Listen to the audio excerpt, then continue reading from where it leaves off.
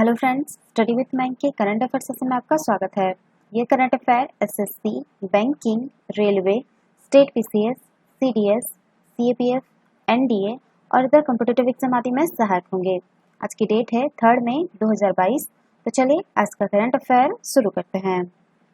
आज का पहला प्रश्न है, किस मिशन ने अटल न्यू इंडिया चैलेंज के दूसरे संस्करण के चरण 1 का शुभारंभ किया है? Option A Atal innovation mission, option B Atal नवीकरण और शहरी परिवर्तन mission, option C Atal mission Amrit 2.0, option D इनमें से कोई नहीं। देखिए, अटल इनोवेशन मिशन ने अटल न्यू इंडिया चैलेंज के दूसरे संस्करण के चरण 1 का शुभारंभ किया है। ANIC 1.0 को वर्ष 2018 में नवाचारों और प्रौद्योगिकियों को लोगों हेतु प्रासंगिक बनाने के आह्वान के लिए लॉन्च किया गया था। अटल न्यू इंडिया चैलेंज अटल इनोवेशन मिशन नीति आयोग का एक प्रमुख कार्यक्रम है। इस कार्यक्रम का उद्देश्य प्रौद्योगिकी आधारित उन नवाचारों की तलाश, चयन, समर्थन करना और उन्हें बढ़ावा देना है जो राष्ट्रीय महत्व एवं सामाजिक प्रासंगिकता से संबंधित क्षेत्रीय चुनौतियों का समाधान करते हैं। ANIC प्रोटोटाइप चरण में नवाचारों की मांग के साथ 12 से 18 महीनों के दौरान चयनित स्टार्टअप को व्यवसायीकरण चरण में सहयोग करता है। AIM देश के नवाचार और उद्यमिता की संस्कृति को बढ़ावा देने हेतु भारत सरकार की प्रमुख पहल है। AIM यानी अटल इनोवेशन मिशन, ठीक है। तो इसका जो सही आंसर होगा वो होगा आपका option A Atal innovation mission. चलिए नेक्स्ट क्वेश्चन पे चलते हैं। क्वेश्चन नंबर 2 है आपका, प्रोजेक्ट एलिफेंट की 16वीं संचालन समिति की बैठक में कौन से मंत्रालय ने भारत में मानव हाथी संघर्ष से निपटने एवं इसके प्रबंधन हेतु प्रमुख हाथी रेंज राज्यों में वन कर्मचारियों का मार्गदर्शन करने हेतु फील्ड मैनुअल लॉन्च किया है? ऑप्शन ए वाणिज्य एवं उद्योग मंत्रालय, ऑप्शन सी कानून एवं न्याय मंत्रालय, ऑप्शन सी पर्यावरण, वन और जलवायु परिवर्तन मंत्रालय, ऑप्शन डी सूचना एवं प्रसारण मंत्रालय। देखिए, प्रोजेक्ट एलिफेंट की 16वीं संचालन समिति की बैठक में पर्यावरण, वन और जलवायु परिवर्तन मंत्रालय ने भारत में मानव हाथी संघर्ष से निपटने एवं इसके प्रबंधन हेतु प्रमुख हाथी रेंज राज्यों में वन कर्मचारियों का मार्गदर्शन करने हेतु फील्ड मैनुअल लॉन्च किया है। इस मैनुअल को मंत्रालय द्वारा भारतीय वन्यजीव संस्थान और world wide fund for nature के साथ मिलकर तैयार किया गया है। इसमें मानव हाथी संघर्ष को कम करने के लिए विस्तृत एवं सर्वोत्तम तरीके शामिल है। यह वन अधिकारियों, विभागों और अन्य हितधारकों को मानव हाथी संघर्ष, आपात स्थिति में और जब संघर्ष की चुनौती उत्पन्न हो की घटनाओं में कमी करने में मदद और मार्गदर्शन प्रदान करने के उद्देश्य से तैयार किया गया है। बता दें कि भारत लगभग 27,000 एशियाई हाथियों का घर है, जो विश्व की हाथी प्रजाति की सबसे बड़ी आबादी है। हाथी जनगणना 2017 के अनुसार कर्नाटक में हाथियों की संख्या सबसे अधिक है, जिसमें आपका 6049 है। इसके बाद असम में 5719 और केरल में 3054 का स्थान आता है। तो इसका जो सही आंसर होगा वो होगा आपका ऑप्शन सी पर्यावरण, वन और जलवायु परिवर्तन मंत्रालय। चलिए नेक्स्ट क्वेश्चन पे चलते हैं। क्वेश्चन नंबर 3 है, हाल ही में पीपल फॉर एनिमल्स ग्रुप द्वारा किस राज्य के एक गांव में वन अधिकारियों की सहायता से 2 स्लॉथ बियर को बचाया गया है? Option A Uttarakhand, option B Jammu Kashmir, option C Himachal Pradesh, option D Jharkhand. देखिए, हाल ही में पीपल फॉर एनिमल्स ग्रुप द्वारा झारखंड के एक गांव से वन अधिकारियों की सहायता से 2 स्लॉथ बियर को बचाया गया है। The people for animals Maneka Gandhi द्वारा स्थापित एक पशु कल्याण संगठन है। PFA को मदारियों ने सूचित किया था। मदारी एक खानाबदोश समुदाय है जो जानवरों का इस्तेमाल नुक्कड़ नाटकों में करके जीविकोपार्जन करता है। वैसे देखिए तो इसका स्लॉथ बियर श्रीलंका, भारत, भूटान और नेपाल में मुख्य रूप से तराई क्षेत्र में पाए जाते हैं। स्लॉथ बियर मुख्य रूप से दीमक और चींटियों को खाते हैं तथा भालू की अन्य प्रजातियों के विपरीत वे नियमित रूप से अपने शावकों को अपनी पीठ पर ले जाते हैं। ये शहद खाने में भी बहुत शौकीन होते हैं, इसलिए इन्हें हनी बियर भी कहा जाता है। स्लॉथ बियर हाइबरनेट अर्थात शीत निद्रा की स्थिति में नहीं जाते हैं। IUCN की रेड लिस्ट में इन्हें सुवेद श्रेणी में रखा गया है, साइट की परिशिष्ट 1 में रखा गया है और भारतीय वन्यजीव संरक्षण अधिनियम 1972 के तहत इन्हें अनुसूची 1 में रखा गया है। तो ये इंपॉर्टेंट हो जाता है, सुवेद श्रेणी में रखा गया है यानी। तो इसका जो सही आंसर होगा वो होगा आपका ऑप्शन डी झारखंड।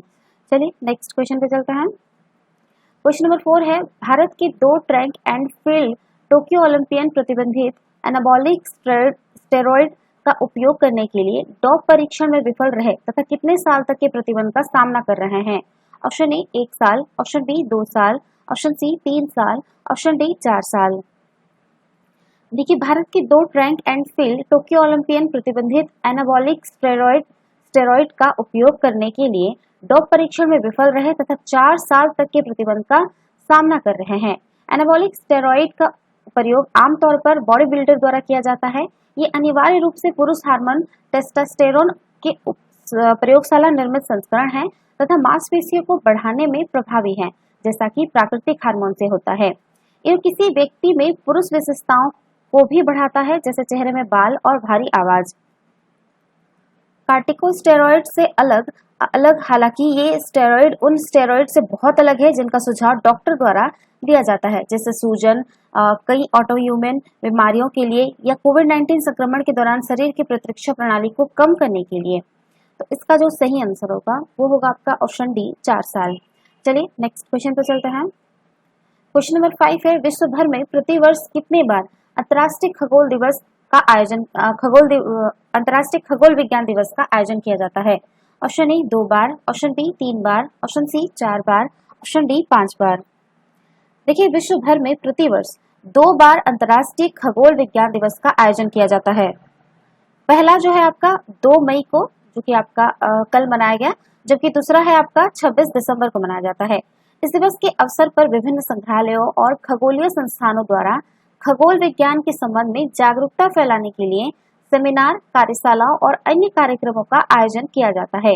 वर्ष 1973 में उत्तरी कैलिफोर्निया के खगोलीय संघ के अध्यक्ष डॉग वर्जर ने पहले खगोल विज्ञान दिवस का आयोजन किया था।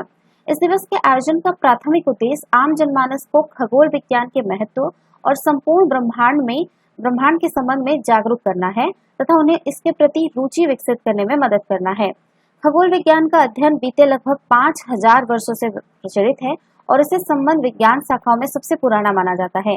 वर्ष 1608 में टेलीस्कोप के आविष्कार के बाद ब्रह्मांड के रहस्य को जानने में खगोल विज्ञान का महत्व और भी अधिक बढ़ गया है।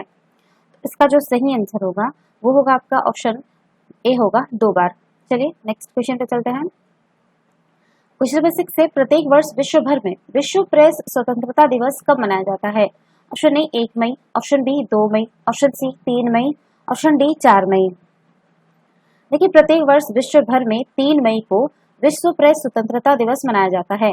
विश्व प्रेस स्वतंत्रता दिवस का उद्देश्य प्रेस और मीडिया की आजादी के महत्व के प्रति लोगों में जागरूकता फैलाना है। एक लोकतांत्रिक व्यवस्था में प्रेस को लोकतंत्र का चौथा स्तंभ माना जाता है। सरकार की जवाबदेही सुनिश्चित करने और प्रशासन तक आम लोगों की आवाज को पहुंचाने में प्रेस या मीडिया की काफी महत्वपूर्ण भूमिका मानी जाती है। ऐसे में मीडिया की स्वतंत्रता इसके लिए कुशलतापूर्वक कार्य करने हेतु अत्यंत आवश्यक मानी जाती है। यूनेस्को की जनरल कॉन्फ्रेंस की सिफारिश के बाद दिसंबर 1993 में संयुक्त राष्ट्र महासभा ने विश्व प्रेस स्वतंत्रता दिवस की घोषणा की थी। विश्व प्रेस स्वतंत्रता दिवस जो है वो आपका 3 मई विंडहॉक घोषणा की वर्षगांठ को चिन्हित करता है। तो इसका जो सही आंसर होगा वो होगा आपका ऑप्शन सी 3 मई। चलिए नेक्स्ट क्वेश्चन पे चलते हैं। क्वेश्चन नंबर 7 है, प्रत्येक वर्ष अंतर्राष्ट्रीय श्रमिक दिवस कब मनाया जाता है? ऑप्शन ए 1 मई, ऑप्शन बी 2 मई, ऑप्शन सी 3 मई, ऑप्शन डी 4 मई। देखिए, प्रत्येक वर्ष विश्व के कई हिस्सों में 1 मई को मई दिवस अथवा अंतर्राष्ट्रीय श्रमिक दिवस के रूप में मनाया जाता है। यह दिवस नए समाज के निर्माण में श्रमिक और उनके योगदान के रूप में मनाया जाता है। अंतर्राष्ट्रीय श्रम संगठन संयुक्त राष्ट्र की एक एजेंसी है जो अंतर्राष्ट्रीय श्रम मानकों को स्थापित करने की दिशा में काम करती है। भारत में 1 मई 1923 को पहली बार चेन्नई, जो कि आपका तत्कालीन मद्रास के नाम से जाना जाता था, में मजदूर दिवस का आयोजन किया गया। यह पहल सर्वप्रथम हिंदुस्तान की लेबर किसान पार्टी के प्रमुख सिंगारावेलु द्वारा की गई थी। मजदूर दिवस या मई दिवस को भारत में कामगार दिन, कामगार दिवस और अंतर्राष्ट्रीय मजदूर दिवस के रूप में भी जाना जाता है। तो इसका जो सही आंसर होगा वो होगा आपका ऑप्शन ए 1 मई। चलिए नेक्स्ट क्वेश्चन पे चलते हैं। क्वेश्चन नंबर 8 है, हाल ही में किसके द्वारा एक केंद्रीय दुर्घटना डेटाबेस प्रबंधन प्रणाली शुरू की गई है? ऑप्शन ए केंद्र सरकार, ऑप्शन बी दिल्ली सरकार, ऑप्शन सी केरल सरकार, ऑप्शन डी उत्तर प्रदेश सरकार। देखिए, हाल ही में केंद्र सरकार द्वारा एक केंद्रीय दुर्घटना डेटाबेस प्रणाली प्रबंधन प्रणाली शुरू की गई है, जो भारत में इस तरह की दुर्घटनाओं को कम करने के उद्देश्य से सड़क दुर्घटनाओं के कारणों का विश्लेषण एवं सुरक्षा उपायों को विकसित करने में मददगार साबित होगी। इस प्रणाली का नाम एकीकृत सड़क दुर्घटना डाटाबेस प्रोजेक्ट है।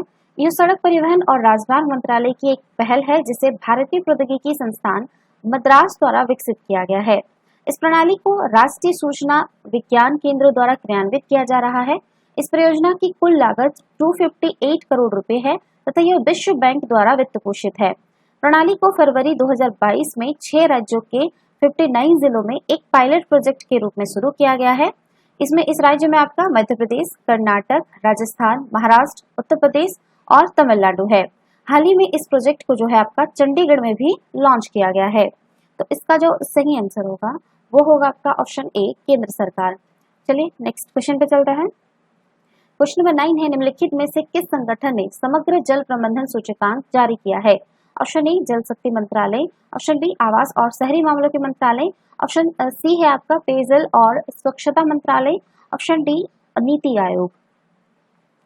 देखिए, national institute for transforming India यानी नीति आयोग ने इस बढ़ते संकट की स्थिति में भारत के राज्यों में प्रभावी जल प्रबंधन को सक्षम करने के लिए समग्र जल प्रबंधन सूचकांक विकसित किया है।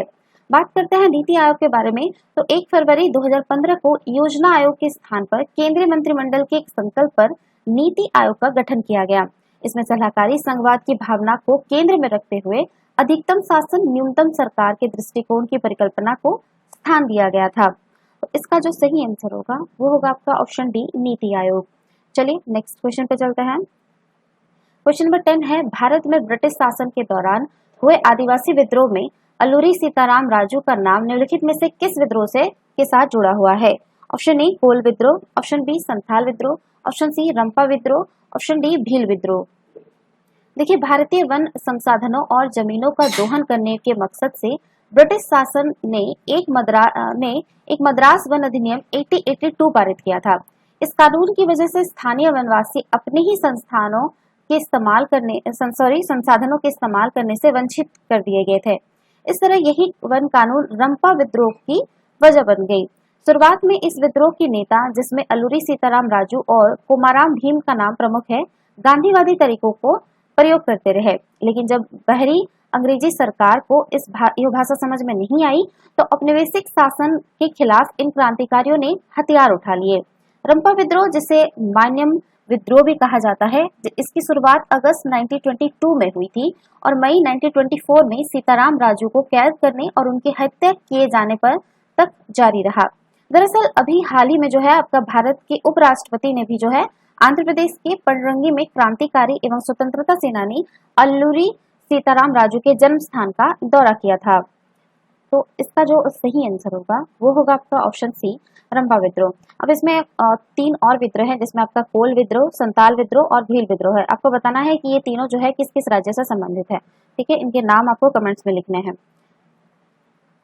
तो ये था आज की करंट अफेयर। वीडियो पसंद आए तो लाइक, शेयर और कमेंट करना ना भूले। साथ ही साथ चैनल को सब्सक्राइब करना ना भूले। Thanks for watching. Have a nice day. Take care.